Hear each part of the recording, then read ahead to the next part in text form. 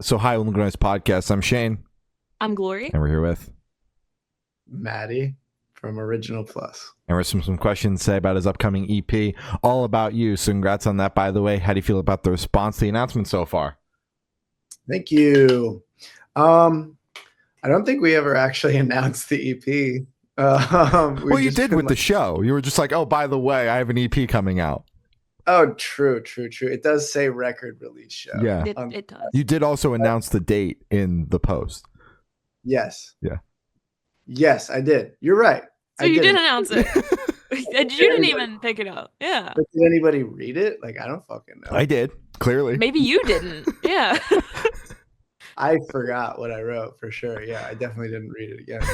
But yeah, I'm really excited for the show. I think the show is going to be really good.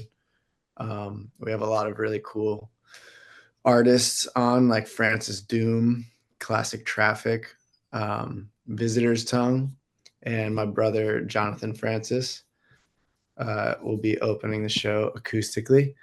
Fucking got hella Francises on the show. Yeah. Dude, not only do we have Francis Doom and Jonathan Francis, but also the singer of Visitor's Tongue. His name is Gabriel Francis.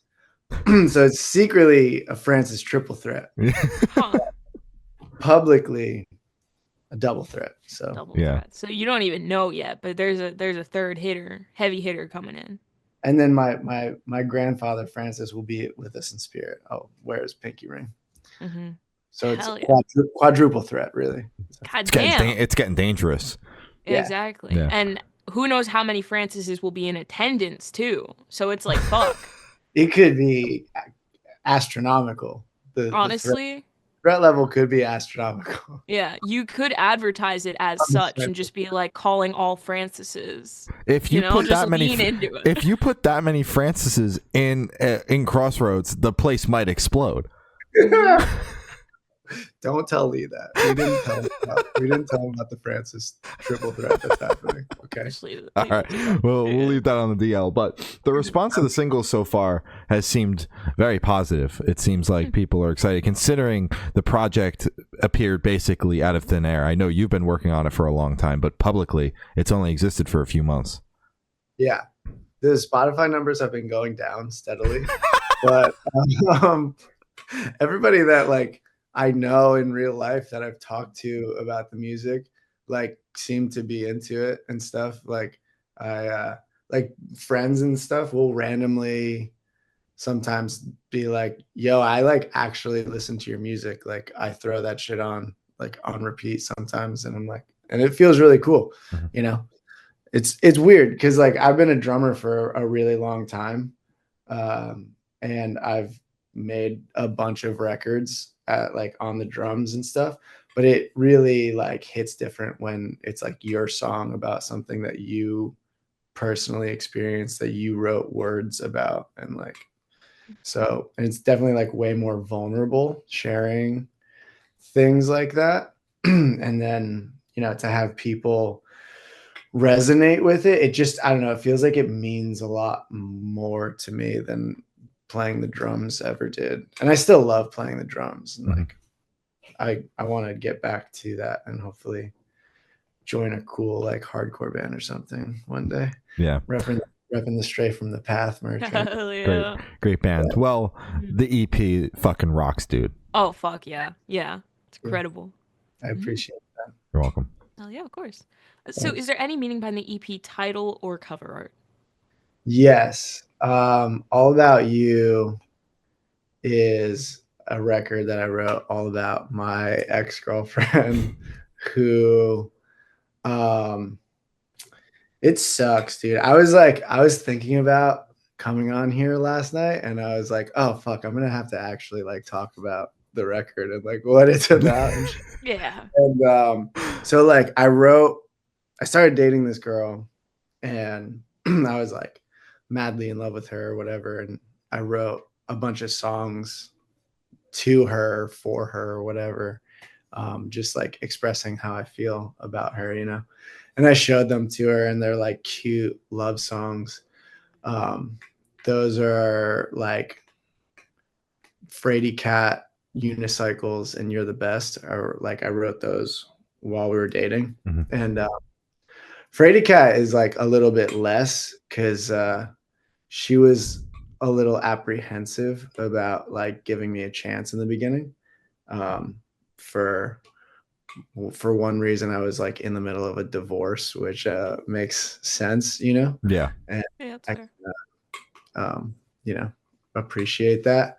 And then like I think the other half was just like, you know, it can be scary to like trust someone and like, you know, like let yourself fall in love with someone. And so my Frady Cat was kind of like a plead. Like I was like asking her to give me a chance with that song. That was the first song that I wrote to her. And I was like playfully calling her a Frady Cat, you know? Mhm. And then Unicycles was like once we had started dating, and it's like way more of like a cutesy love song, like just about like what happened when we met and like started dating and blah blah blah. And then You're the Best is like another cutesy love song. Like we had been dating for a couple months at that point, and I was just like, you're the best, you're awesome, you know? Yeah. The relationship had started under like the pretense of like, it's not going to be, we're not going to be serious, right? We were just going to like hang out and like see what happens or whatever. Mhm. And like, you know, like I said, I was like going through a divorce, and she was like planning on like going away for like an extended period of time for like her studies and shit. Mhm. And so, you know, we were supposed to basically like we said that we were going to be like friends with benefits until she goes away for her thing, and like that was something that she expressed that she wanted, and like it ended up becoming more serious than that. Maybe I got a little bit overwhelmed with everything, and so I was like, yeah, I need some space. I need to be alone, blah, blah, blah. And then she went away for her studies. She came back a few months later, and we like saw each other. And then I, you know, felt like I had made a mistake and like was like trying to like get her back and stuff. And so, and then she was like, nah, like you kind of like fucked it up because, you know, you ended things, and like now I can't trust you, which like makes sense, and I get that. Uh, at the time, it was like a huge bummer because I was like, I'm still in love with you, you know, Mhm. Yeah. and I'm just a dumbass. Give me another chance. And then like she was like, nah, which respect, you know, like I do respect the fuck out of that. Like that is like some strong boundaries and really cool. And so after when that happened, when she came back, and you know, I was like, give me another chance because I'm a dickhead. And she was like, no, you're a dickhead. And I was like, that's true. Yes. I Mhm. wrote two more songs, and those are Can't Hang and Beautiful and Soft. And Can't Hang was about like how she was back in town and like hanging out with like all of our mutual friends, and like, but like I wasn't invited, obviously. So it was like pretty big bummer, you know. I was like feeling very lonely, and so I wrote that song the one night when like everybody was hanging out without me. Mhm. That was a bummer. And then, you know, that like situation kind of dragged on for a few more months, and I kept chasing. And then Beautiful and Soft is kind of like the acceptance moment where it's like, you know, I still love you and I still want to be with you and I still feel like I fucked up, but I understand now that like it's not gonna happen. And Mhm. like, you know, yeah, so it's just like me accepting my fate that I caused kind of thing. Mhm. Yeah. Yeah. Yeah. And then I covered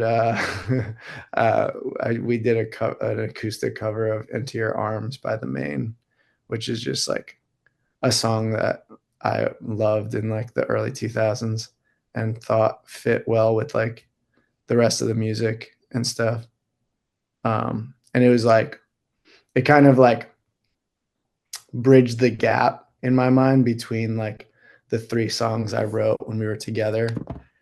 And because like Into Your Arms is like the main hook, and Into Your Arms is like let me back into your arms, you know. It's like, so it's like kind of the moment in the story where it's like I fucked up, like can I have another chance? But I never wrote an actual song in that moment. So that was bridging the gap between the relationship and me being like, everybody's hanging out without me. Yeah. Yeah, Yeah. I gotcha. So it seems like with this EP, you experienced both sides of the scale, the kind of excitement of meeting someone and falling for them, and then the side where it's you're breaking up and you're experiencing the loss of that relationship. So with those two experiences and with writing songs in both of those times, how did the writing process differ for those? Did it differ at all, or was it kind of just the same approach? Yeah, it's definitely, I feel like I have one writing process pretty much, and it's like when I get overwhelmed with a feeling, it just comes out in a song. Like I play my ukulele a lot, and that's how I write songs because I never forced myself to learn how to play guitar because I always thought it was too hard. Uh, Okay, that's fair. but so I just like, you know, I pick up my ukulele most days, and then sometimes I'll just be like playing some random thing, and then, you know, words will start happening, usually with a melody in my brain. And so I'll start singing over whatever chord progression riff I'm like playing. And then usually it happens like that, like pretty organically. And then um, I'll get like excited that I like made words rhyme. And then I'll just like get obsessed and write a song for the next however many hours it takes. And then I'm usually Nice. late for work because of that. So, Mm-hmm. but yeah, I mean, you know, like you said, like the first half of the record, I'm like overwhelmed with like excitement and like, Mm-hmm. you know, feelings of like being in love or enamored or whatever. And so that's just like how the emotion comes out of me. And then like on the flip side, when I was like super bummed out, it was like I can't be here right now. I have to like escape Mm-hmm. to this song, and like, you know, it gives you something to focus on, like writing a story For sure. or telling a story instead of like feeling the story as it's happening, I guess. I don't Mm-hmm. know. Yeah. Absolutely. Mm-hmm. So what song off the EP took longest to write, and which one is your personal favorite? I feel like for me, songs don't typically like take that long. Like I said, like I'll just kind of like feel overwhelmed, and then like it kind of comes out. And then I'll always like tweak shit for like weeks or months, you know. But like I'll try and like finish at least like the basic song structure while I'm like inspired or like while it's happening. And that'll take like maybe 3 hours or whatever. It takes like a few hours. And then I usually like fine tune the lyrics or whatever. And I'll like change some melodies to try and make it more exciting or something later on. So they don't really take that long. I'm writing pretty like basic pop songs, you know. I'm not like fucking, I don't know who's a good songwriter, but I'm not him, you know. But my favorite I think is Can't Hang. Mine I too. think, you think so? You like it? Yeah, that one gets stuck in my head pretty consistently. Yeah, I feel like that one's the most earwormy, and like also I think it just has like the coolest like song structure. Mm-hmm. Um, if you want to be like nerdy about it, it Hell just, yeah. yeah, I just Yeah, I like that one a lot. Hell yeah. Hell yeah. Yeah. And I want you to tell us your favorite lyric off this EP and what it means to you. Ah, fucking goddamn. You guys are making me be really vulnerable, and I'm not good at that.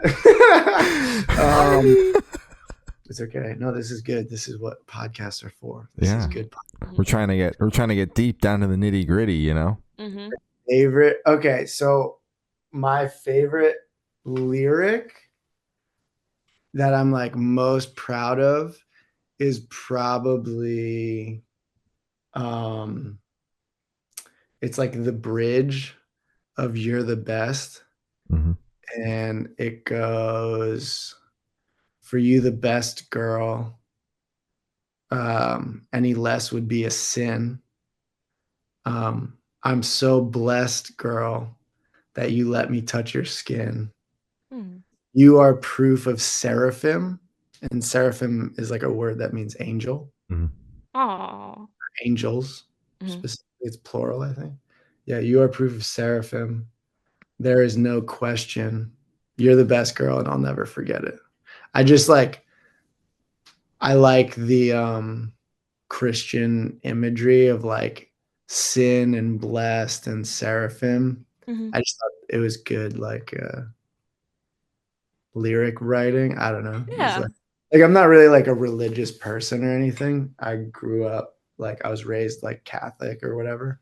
But you know, I think I just thought it was poetic and like cool that those words all like work together. I feel like most of my lyrics are very like literal, Mm-hmm. and I've definitely like gotten shit about that before. Like I'm not like fucking poetic in my lyrics, and it's like my brain just doesn't work like that. Like Yeah. I don't know.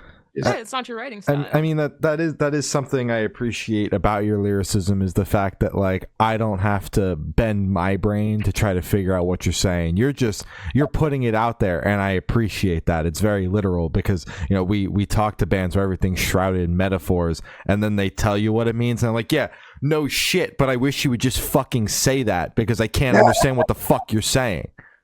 See, no, for me, I'm the opposite. Like when people use like crazy like metaphors and like big words and stuff, I'm like, Mhm. yo, that's so Mhm. sick. Like this guy Mhm. definitely reads books. Or this Exactly. reads books. I don't read books. So I have the same 250 words that we all use every day to basically write songs with. And then randomly someone's Instagram handle will inspire me to use a word like seraphim, you know. Like it was just somebody's Instagram handle that followed me, and I was like, what the fuck does that mean? Yeah. And I looked it up. And then it made its way into a song eventually through my subconscious. I don't There you fucking know. go. Yeah. Are they in the credits? Did you credit them? I did not. No. It's a bummer. No. Mm. Yeah. But I did. Happens. I told them. I talked to them on Instagram, and I was like, yeah, I put your Instagram handle in a song that I Hope wrote. that's cool. Yeah. And he was like, oh my God, that's sick. Or something. I don't know. Yeah. Something along those Yeah. lines. All right, that's dope. Oh yeah. But, yeah. So you've touched on it already, but if you want, you can go a bit more in depth. Where's your headspace at while you were writing the CP? Yeah, like I said, like I was fucking super in love or infatuated, maybe is a better word, and then super bummed out. I feel like those are my two writing perspectives usually. I'm usually either enamored with someone or like super depressed, sad boy shit. And Gotcha. so this record has both of those sides for sure. Absolutely. And 100%. I'm curious, because at the beginning you mentioned, obviously you've recorded a bunch of records behind the kit, but now you are the man, you're the front man, you're the lyricist, you're everything. So can we talk about like the approach in the studio as being your project versus just playing the kit? For sure. Yeah. I mean, I'm always like very hands-on. I've been working with like professional producers, thanks to Matt Molly, since I was like 13 years old. So I have like a lot of experience in like professional recording studios. I've gotten to work with like John Calora, who is like the guitarist of the Ataris when they were doing their thing. I think they're doing their thing again, but like back in the day when they were like Really doing doing their thing. yeah. Like on MTV and shit when that was when MTV was a thing. Yeah. And then I've worked with Brett Romness, who's like the drummer of I Am the Avalanche in the Movie Life, and has done like insane records at this point. Like his repertoire is like fucking crazy. And like I've worked with like Sam Pura, like out in California, who's done, you know, who was like the guy that did like the early story so far records and stuff, and like some basement stuff, and like, you know, a lot of studios. And so I think I also have like a knack for song production, at least in like some respect. And so, and I'm also very vocal about my opinions. Like if I think something sucks, like I might not tell you that it sucks, but I'll be like, I think that it would be cooler if we did this, you know? Yeah. Whatever. And sometimes that works if people are open to criticism, and sometimes it creates enemies. But yeah, so always in the production realm. I feel like when I'm in the studio, now that it's my band, it's like I obviously have more control, and like I get to like make the final call. But like I said, I still can't play the guitar. Like I don't know how to play the fucking guitar. I don't know how to play the bass, or like I at least don't have chops on either of those instruments at all. Yeah. And so thankfully from playing the drums for so long, I have a lot of really talented guitarist and bassist friends, and Bobby Alexiou and Brian Hughes are most notably those friends that have helped me realize the full band productions of these songs that I write with my ukulele, you know? Rob Sharapa, also another great producer. Shout out Rob. He was actually the dude that like Original Plus like started with. Like it was like, you know, the pandemic was kind of like winding down. People were starting to like come back to society and shit. And you know, the studio that he was working at was like still a little slow because, you know, it was just starting to creep back in. And like we just started recording my ukulele songs and like trying to flesh them out in like a full band production. So thank you to Rob for, you know, pushing me or allowing me to explore this new chapter. So like when I'm writing the songs too, actually, funnily, like I've been writing songs with my ukulele since I was like 15 or so. And I would always like sing them to my friends even when they didn't want me to. And then like, and the, you know, I eventually pissed them off enough to where I wasn't allowed to bring the ukulele around anymore. That's crazy. Yeah, I am crazy. And then like I started recording my full band songs, and people like my friends were like, yo, these are sick. Like I would show them to my friends and be like, these are like good. And I'm like, yeah, these are the same songs that I've been singing since I was fucking 15, dude. Like I showed you these years ago. Yeah. And they were like, yeah, but these are like way different. I'm like, they're the same song. They just have it's the exact same recording. Yeah. They just have drums and guitar and bass now. And they were like, oh, this is like what you meant. And I was like, yeah, like you couldn't tell that this is what I meant. And then they were like, no, why would I think that?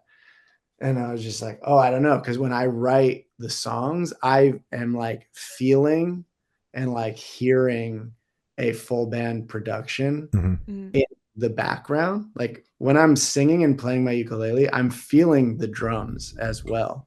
I just can't express that because I only have a mouth and four limbs, you know. But one man band. Right. And so I'm not Freddie Coachland. I don't have that skill. That shit that blows my mind. That was I went to his release show. Wild, bro. Yeah, dude. People were moshing and shit. I wish I was there, dude. I saw the videos on the Instagrams. But yeah, like always had the full band production in the back of my head. And I guess it never occurred to me that like people around me couldn't tell that and thought that I just wanted to like play a ukulele and sing over a ukulele. And it's like, I'm not going to be the one to throw shade at the ukulele. All of my friends do plenty of that for me. It sounds a lot different than the full band guitar, 2 guitars and a bass and a fucking full drum set behind it. And so, but people have also told me that like they like just me and my ukulele more than the pop punk shit or the alternative rock or whatever the fuck genre you want to call my band. I don't know what the fuck it is. Bobby says it's power pop. Yeah. Can you guys tell? I feel like you guys are you listen to a lot of music. Oh yeah. No, I listen to a lot of music, but I'm so bad with genres. I usually fumble around. I go rock, pop, punk, pop, alternative. I always just throw the alternative label on there just as a safe bet. Yeah, we start labeling things and then we get comments being telling us that we labeled it wrong. And it's actually this very niche sub genre of death metal, and it's like, I'm sorry, we didn't call it technical doom death metal. Like, dog, I can't keep up. So your project doesn't sound like that. I'm almost inclined to agree with Bobby, because when you told me that it was pop punk, I don't. It's not. It's not. I'm inclined to agree with Bobby, I think. Which is like frustrating because I think in like 2003 it would have been called pop punk. Mm-hmm. But right now, pop punk sounds a lot different than 2003. But I'm still writing 2003 pop punk. Yeah, which now we're calling power pop, I think, or something. Mm-hmm. Are we? Oh! You know what I fucking found like the other day? I was on Spotify and it said I had like a playlist that was made for me that's called post-hardcore. This is post-hardcore or some shit. Okay. And so I clicked on it and it was like Taking Back Sunday and like Hawthorne Heights and like, all those like early 2000s like pop punk and emo bands. Yeah. Right. And now Spotify is calling that post-hardcore. And so, but also then like if you go to This Is Emo, it's like the same exact playlist. Yeah. So yeah. I don't fucking know. But if you tell an emo nerd that, they'll freak the fuck out, dude. Oh, you tell them Hawthorne Heights is emo, they're gonna be like, actually, American football. Look at my iceberg graphic that I made. They don't land in the fucking pop. Sorry. Dude, shut the fuck up. Okay, you're so cool. You think fucking Minor Threat is emo or whatever the fuck. I don't even know. Like, go back to fucking Washington, D.C. and hang out with fucking Dave Grohl in the 90s. I don't know what to tell you, bro. What do you want me to say to that, man? You're so cool. You know what genres mean. Ooh, yeah. Also, genres are ever changing. Like, they're they are literally like timestamps and like descriptive words that we use only for a short period of time. Like, when fucking Led Zeppelin and AC/DC and whatever were like the bands of the time, they weren't called classic rock. Obviously, that wouldn't make any fucking sense. Like, imagine like being a band today and someone calling your band classic rock, as long as you're not Greta Van Fleet. But like, what? Like, genres are fucking stupid anyway. So like, you're gonna get fucking mad that someone mislabeled something. We're on a fucking floating rock, That's what I'm saying. Yeah. All that to say, we're all on a floating rock, man. Exactly. Who gives a fuck? Truly. Yeah. I wholeheartedly agree. Original Plus is a classic rock power pop band. There you go. Post-hardcore. Post-hardcore. Yeah. Post-hardcore. Yeah, there you go. Dude, I actually, when I was so one of my very first bands with Jonathan Francis was called A Painful Harmony. Okay. And it was like a sad boy, metalcore, emo, fucking goth band, whatever. Mm-hmm. And at the time, I don't think the term metalcore had been coined yet. Mm-hmm. And so we were calling metalcore hardcore. I'm almost positive. Mm-hmm. We're calling metalcore hardcore at the time. And I remember like on MySpace, I'm really dating myself right now.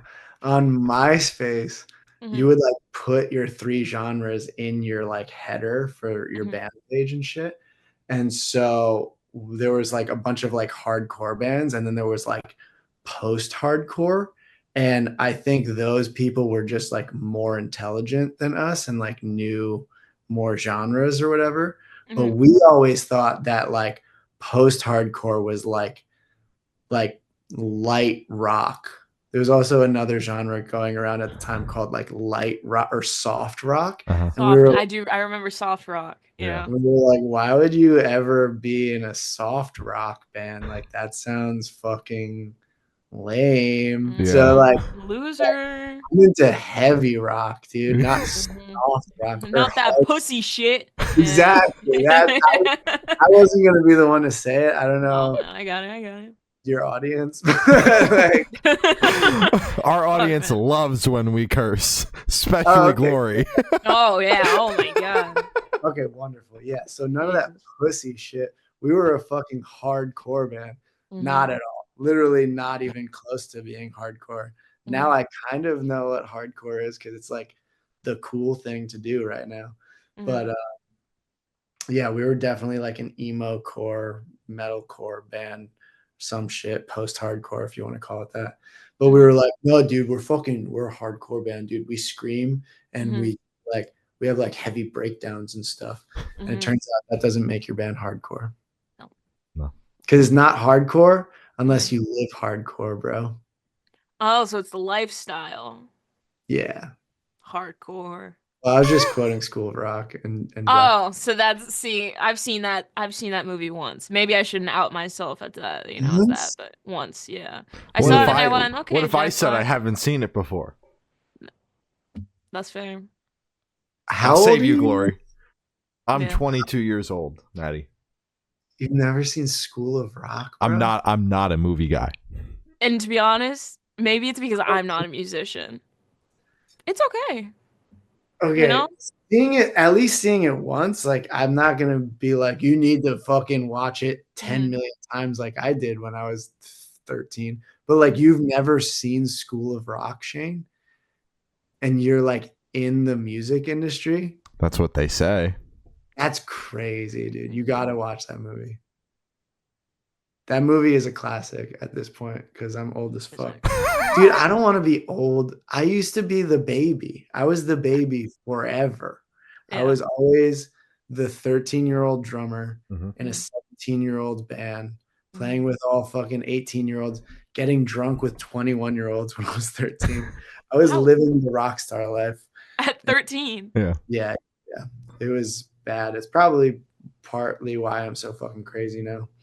But yeah, I was just actually talking to my potential therapist about this. And it's like, yeah, I feel like I'm not only transitioning from being a drummer to like being a frontman or a singer or whatever the fuck, but I'm also transitioning from like being Little Matty. Like they used to always call me Little Matty when I was the drummer for all these like older dudes playing singing their songs. Now I'm like transitioning to being the older dude fronting the band and like becoming like a man or an adult.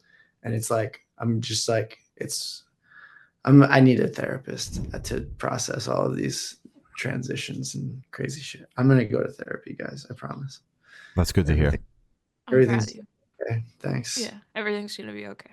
Yeah. Mhm. So come to Crossroads on April 25th. It's the last Friday of April, and I will gloat to everyone about how I started therapy and how I'm not crazy anymore because I am in therapy. You should invite your That's therapist to the show. I don't know if that sounds like a conflict of interest or something. You know, I that think sounds like, they've done it in shows, Yeah. you've which seen means nothing. So I you've seen you've seen Step Brothers, right? absolutely. Okay, you remember the end where like the therapist shows up to the fucking Catalina wine mixer and Will Ferrell's like, I knew you loved me or whatever. Oh, And she's like, you said you were gonna kill yourself. I had a yeah. to Yeah. show up here, you know? And like Yeah. I don't think I'm allowed to invite my therapist to the I think I can invite her, but I don't think she's allowed to come. I think that's like fucked up or something. I don't know. I Yeah. don't know. I don't know. I've never done it, Yeah, I Doesn't don't know. hurt. Yeah. but I'll invite her. There There you you go. go. There you Yeah. go. Hell yeah. Maybe she'll like zoom in. You gotta pop in a little Yeah. bit. Hey, okay, bye. You know? Yeah. Hell yeah. Yeah, it's So gonna be. how do you recommend your fans to listen to this EP for the first time? Should they do it in the car with friends, in the dark with headphones on? Should they work out to it? What do you personally recommend? How does anybody listen to music? I listen to music in the car usually. I usually listen to podcasts when I'm like should be doing things for my life and just letting my ADHD run its course and not actually doing things for my life. But I don't know, dude. Fucking, how do kids listen to fucking music these days? Apparently, CDs are cool again, and it's Yeah. like I haven't used a CD player since like 2001. Yeah, mine's right there. You have a Yo. CD Yep. player? Oh yeah, it's fucking awesome. I love it. I put it on when I'm like cleaning. It's fucking Like, awesome. like with CDs. With CDs, yeah, my CD collection is in that drawer right there. You have a CD collection? I have a CD collection. I'm like hip and shit, you know? Like 22. Yeah. Why do I'm you? 20, but All right. so All right. You yeah. have what? When did this happen? When I have did a vinyl collection too. It's in I- that drawer. I also See, have a CD and vinyl collection and a small VHS tape collection and I have a tape and collection. me as well, very small. And I have like 5, I DVD. think. I'm big on physical media. Right Yeah, over there shout in out that physical corner is a shelf just filled to the brim. It's out of frame. Filled to the brim. just gotta believe with video games. I'm all about physical media. True. Oh, I Yeah. don't like that digital shit. Yeah, fuck that digital shit. I mean, yeah, for sure. And like obviously merch is the best way to like support artists and shit. So that's how you should listen to my music. You should buy things from me so that I can quit my bartending job and listen to my music. You There got you to go. boost the Spotify numbers, but also please buy the CDs. But yeah, we're printing CDs because CDs are cool again. It doesn't make any sense. And for the last couple questions, going to shift completely away from music and go straight to death row. Boom. So if you're on death row, what would your last meal be with a drink? I would have steak. I don't know what kind of steak because I'm not bougie like that, but like a good steak, you know, like Mhm. I don't know, filet mignon. No, filet mignon's kind of lame. I feel like you don't hear people talking about filet mignon. No, it has like no fat, so it's very tough. Right, exactly. Yeah, no, fuck that shit. I want like a New York strip with There you go. garlic mashed potatoes and like some asparagus because if it's my last meal, I'm not going to smell that gross pee afterward anyway, you know? And asparagus tastes great going in. It does. And then I'm going to smoke a whole pack of American Spirit Yellows. And if I could have like 3 dirty martinis with no blue cheese.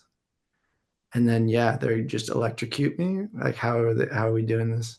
I feel like I would want the chair. Like, the injection sounds brutal. Like, I know it's supposed to be like humane or whatever, but dude, that shit like It's not at all, actually. it makes all your organs like calcify Mm-hmm. while you're alive. You don't think that's painful?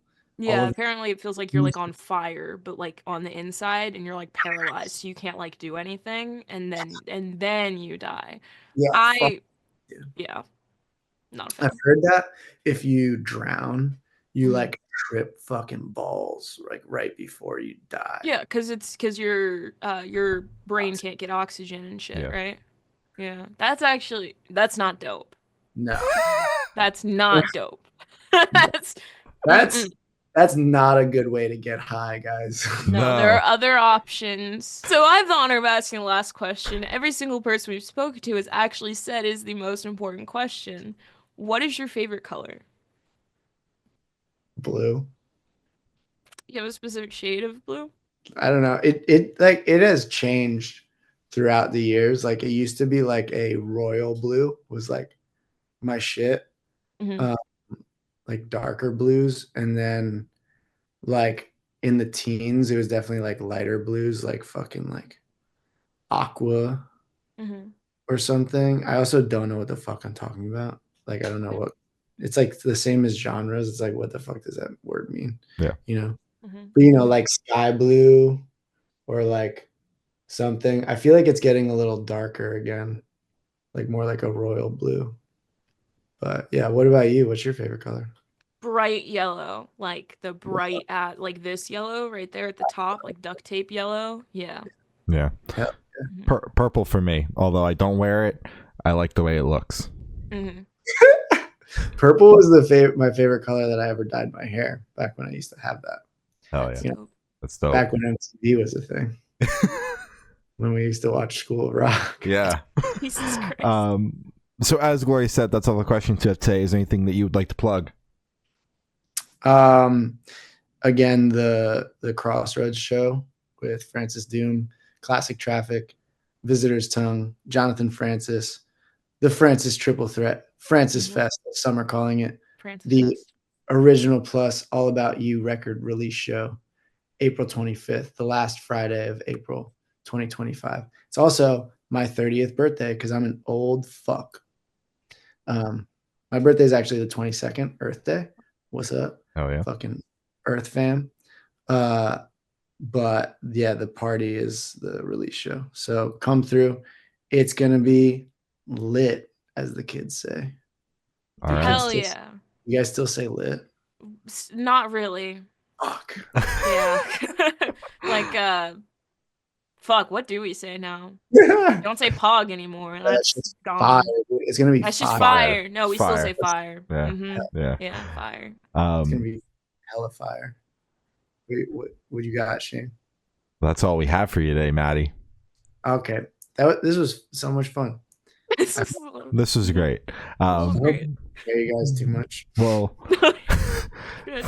thank you. Now it's been Matty from Original Plus, and we have been the Good Noise Podcast.